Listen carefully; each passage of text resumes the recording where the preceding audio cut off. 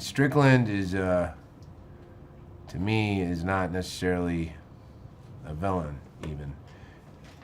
The thing that Guillermo pointed out is that in the old days, in the B-movie version, where there's some creature being pulled out of the Black Lagoon or whatnot, that the Strickland character would be the hero, I guess. He's the one doing the right thing. So the fact that he's able to flip that kind of nullifies the whole paradigm to begin with, in my view. And that perhaps the Russians in a B movie or films made at the time that this takes place might be thought of as the enemy, and Hofstadter in this case ends up trying to help save the creature.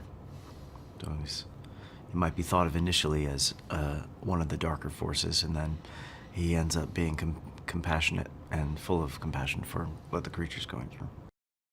Well, it's a love story between a mute cleaning lady and a man who's might be a fish. He's not a man. I don't even know what to call him. The creature. We've been creature. calling him the creature. The creature. Yeah, these sort of lonely souls who are subject to a kind of, horrible treatment as far as the creature is concerned. And as Eliza is concerned, she's somewhat isolated, has a friendship with Giles, and is somewhat ignored at work. So they're somewhat solitary, and they find each other. Her fascination draws her to this creature, and we get to watch them discover each other and the trepidation and the fear that they go through, and they get to know each other in front of our eyes, and that's pretty extraordinary for people who we would think wouldn't be able to communicate with each other.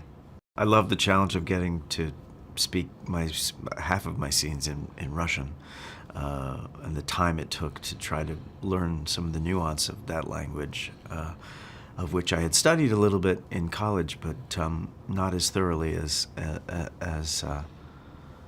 I needed to learn what I needed to learn. Guillermo also asked me to do some drawing and some sketching, which is something I love to do and have done since I was a kid, of the creature. So the sketchbook that he handed to me, I got to make those drawings myself, and it really brought me back to, sort of both an artistic and a scientific frame of mind, which was wonderful. I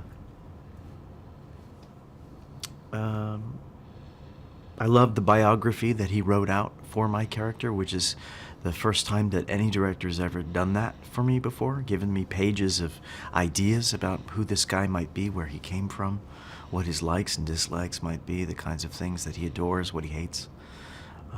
That was wonderful to receive. I think people will fall in love with it. I think it's got so much going for it in terms of its variety and style and creativity and artistry. But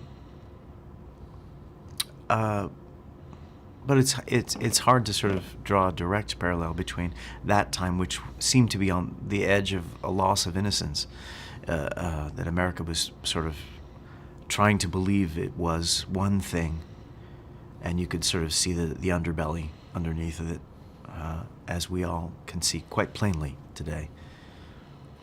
I think, like most great art, it reminds you what's important. It reminds you what's important in life.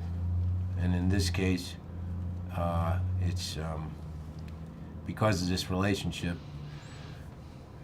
that reminds you how important love is and what love might actually be. Because it's very confusing and not many people know. But every once in a while you see it, and this would be an example of that. Thanks for checking out Get to the Movies. If you like what you saw, please hit the thumbs up and subscribe button for more great content uploaded every week.